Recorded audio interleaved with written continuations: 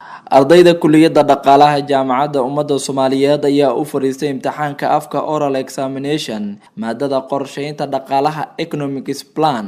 taas oo u dhigay wasiir ku-xigeenka wasaaradda maaliyadda Professor Cabdullaahi Sheekh Cali oo baraka ah jaamacadda hadda iyo xilligii hore isla markaana kamid ahaa ardaydii ka baxay jaamacadda.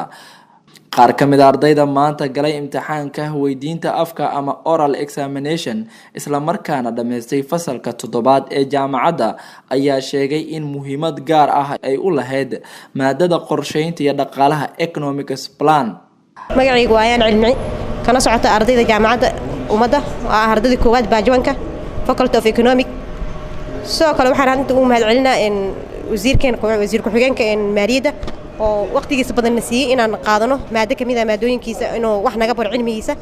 magacaygu waa Bashiir Maxamed Cabdulle ka tirsan kulliyadda dhaqaalaha iyo maamulka ee jaamacadda ummadda Soomaaliyeed dufcadeedii koobaad burburka bacdi ku soo biirtay waxaan nasiib u yeelanay professorada casharka noo dhigayo mid kamid uu noo noqdo semesterkan professor Cabdullaahi Shacali professor Qolocow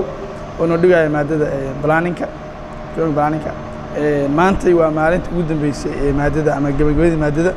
Professor Cabdullaahi Sheekh Cali Qolocow wasiir ku-xigeenka wasaaradda maaliyadda ahna macallin wax ka dhiga jaamacadda ummadda Soomaaliyeed ayaa ardayda muddada semesterka ah u dhigayay maadadan qorsheynta iyo dhaqaalaha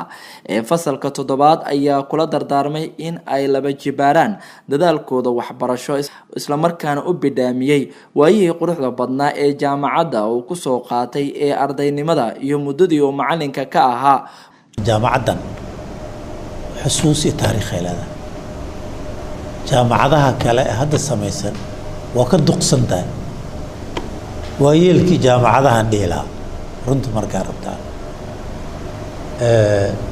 maadada aad baranaysaana waa maada loogu talagalay sideedaba waa aqoonta meelaha ugu adag injineer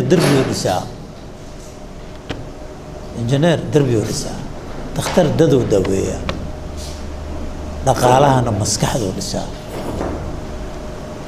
dhammaan intaa u jeedaan haddaad aragtaan hogaamiyaasha adduunka ama dhaqaaluu ka soo baxay ama sharciguu ka soo baxay